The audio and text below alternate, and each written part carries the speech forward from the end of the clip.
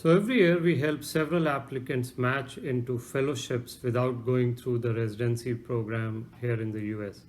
And we are often asked, what are these fellowship options? Can I do a fellowship without going through the residency? How do I look for these positions? And what happens after these fellowships? How does it make me a better applicant for potential residency positions in future? We interviewed several of our students and we bring to you those insights. Typically, these positions are in nephrology, in geriatrics, and sometimes in pediatrics, neonatology. So listen to these interviews and let us know if we can help you. You can always go to our website or talk to us here on our channel. Fellowship in geriatrics may be an attractive option to many of you applicants who have especially an older year of graduation. And let's talk to one of our students to see how she matched into geriatrics fellowship, what it takes, and then how can it help for securing a spot in the residency.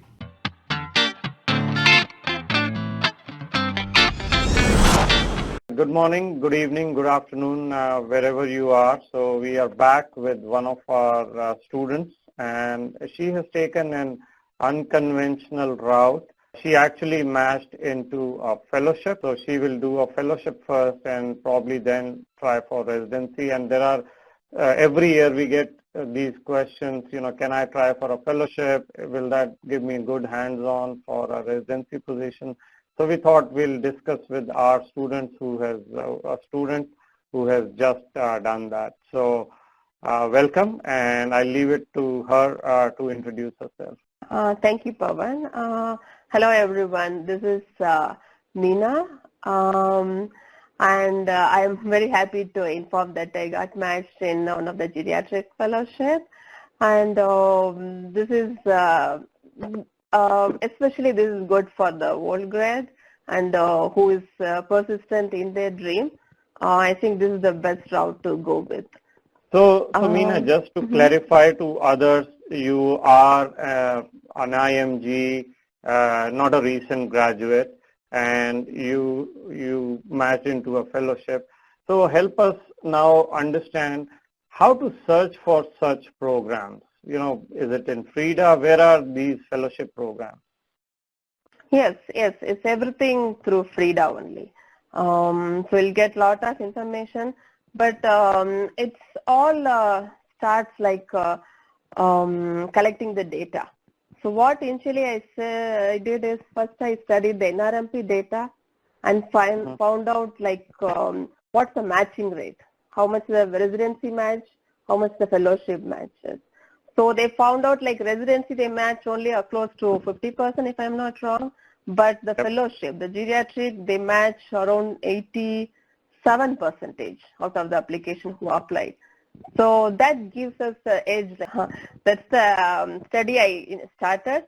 Apart from that, like a main thing, like I shared many Sarthi's videos and tips and everything, like a lot of them I used it too for this process. One of the things I want to tell for the whole grads, like whatever you have, like it's a graduation, it's the experience, whatever you have, it's make out of it, like see positive out of it.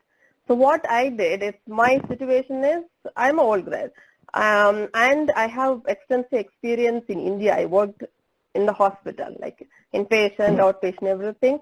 And after coming here also, I got almost huge amount of clinical experience, mainly family medicine, like in and out of everything.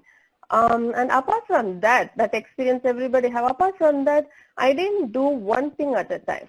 That's the main thing I want to say. So when I was working in the clinic, so meantime, like 4 days I worked in the clinic, 2 days I worked in the research, and 1 day I did volunteering. At the same time, I did my MPH. So that's very important. So when you see my resume, it's almost 18 pages CV. Yeah. So that's what I advise, because you want it. You don't waste single minute. Like, so I am doing the externship, so I'll be quiet. I don't do anything else. No. do everything, like how much your energy, how much you can do. And this all I did when my son was 2 months, 3 months old, second one. Oh, So, yeah, a hard time. so That's actually an important point, being able to work hard, and it's not like a backup thing. So you said you did MPH and observerships and clinical experiences. So that's I think this is a good lesson for even younger graduates or definitely older graduates. You don't want to be sitting at home. Exactly. And that's what mainly in the interview they were very impressed. Like wherever I went, like any rotation, anywhere, same thing I followed. So I was doing my MPH field work. So I didn't just do the field work. So I was again working in the clinic, again doing my MPH, again doing my it's another set. So within a span of 4 months or 5 months, I got experience for 2-3 years, like like in the resume. So when they see it in the fellowship especially, so that's what they do. Like they want somebody who can handle research or public health and the patient care. So I think so, like maybe that's what kept me apart from the other applicants, yeah. And so you spoke about MPH, you spoke about observership, field work as part of your MPH and clinical experiences. So do these fellowship programs also, other applicants that you may have interacted, did you see anyone with home country residency, or what were some of the other criteria you think these programs look for, other than what you had? So the interviews, the other interview I met, they're all the resident who is from the American graduates. Like 5 of them, 3 of them, 2 of them family medicine and 2 of them I guess internal medicine. After residency, you mean? After residency. Okay. They were here. Okay. So other than that, I'm not sure like how the other applicants, like similar to me, they came. But they also saw like I was able to put my application in such a way that everything went towards the geriatrics. Like I had a volunteer work in hospice, and I worked with clinical outpatient, mostly the geriatric population, and put my research in such a way that it's age between 50 to 75, my research project population. So when you put in the application, you have to highlight it. So this is all my geriatric population here, everywhere, even my MPH project. So I worked in the home, like went and did the project for them. So that also I mentioned, most of them are geriatric populations. So we want to do many outreach program for them and did many preventive care for them. So there also I brought the geriatrics there. So yeah, maybe I answered the questions if I came away, but I'm not sure about the other candidate other than. No, that's fine. It helps. I think so. Research seems to be an important component of this. Obviously it is fellowship, so research would be important. I came to know through friends, like one of my. And another thing is you need to have a good friendship and relationship around you. Who always find some opportunity to get you the information or something. One more thing, again, I'm insisting it's good for old grads. Why? Because old grads will have some experience working in home country, and they are easy with patients, and they understand the process, how to understand, like you can do this, like a fellowship. Because sometimes, maybe even when I was a new grad, I was worried how I'm going to do the patient care, how I'm going to do like specialization right away.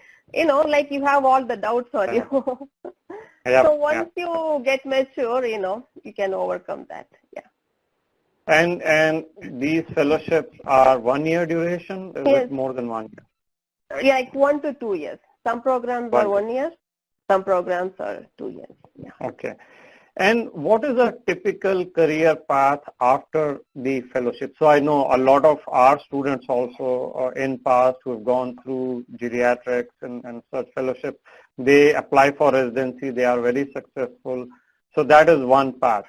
What are some of the other career options a student could have if, for example, they don't want to or they are not interested in residency? After this fellowship, what are the career options? Okay, there are few. One is if you have this 1 year of clinical proper experience with the USMLE, the pharmaceutical companies, you have if you are into some get higher in your status or get more income, pharmaceutical is the best one. Another option is even insurance. I was working in the insurance for a few months, and that also a good option, if you're interested. And some people, like if you're done MPH, like one of my plan is to go towards the occupational preventive medicine. So that also you can do, because most of the time they will ask for 1 year experience before starting those specialization. So if you have this, so you have more opportunity to go. Occupational preventive medicine, if you just don't want to stick to the routine, primary care. So outside of the residency try that everyone does typically, there are other career options also. Exactly. Okay. So as we are coming to the end of this very useful interview, what are your tips for other applicants? I know you mentioned, the older graduates. What are some 3 or 4 specific things they should be doing if they are interested in exploring this fellowship option before the residency? What do you recommend? Okay, definitely. So one thing I'll recommend, because some of them finish their residency from India, that's good. But once you come to USA, like you decided you want to do fellowship or you're done with all the exams, you need to jump into some master's course here in US. I see. MPH or MBA, whatever it is. So it's not just for your, the application, but it also helps in the contact, and it will boost your energy. You know what to do, how to search, and you will have the clear view. So while doing MPH or you will have some time. Okay, this I will do, this extra what I can plan. And when the programs see you, okay, she did some masters, so they think if you do masters, you are eligible. You'll be able to study, decide everything on your own. You don't need somebody to back on you, do this, do that. So because they self-learner, they thought they will get it, the program. So my advice, if all grads come here, do all your USMLEs, but jump into some masters. Like if you get a good university, fine, but some masters that definitely help in the person, like as a person you'll grow, at the same time it will help in the field. Okay. Yeah. And you also, I'm assuming, recommend that they keep in touch with the field, so with the help of some observership, clinical work. Right, definitely. Yeah, I know, because I'm not saying all those because it's been told so many times. Because that's the benchmark. Like you have to do a lot of observation. Correct. You have to do clinical experience. You have to get research. Research also you get through contacts, emails. I know, even I have shared so many times in the Sarthi's interviews. Like everybody, like now everybody knows. Like that's common. Without that, you can't get in. Only tip is do it, like crush yourself. Like do everything at a time, one time. Don't do a single time. Yeah. Like a break. Then you can take a break later. Yeah. Yes. So I think that the useful tip is if you can get into a master's, that is always very helpful. A US master's. Yeah, always helps. And yes. So you cannot restrict yourself to 20, 30 hours worth of work. You really have to, as you said, crush it. 60, 70 hours worth of work in a year.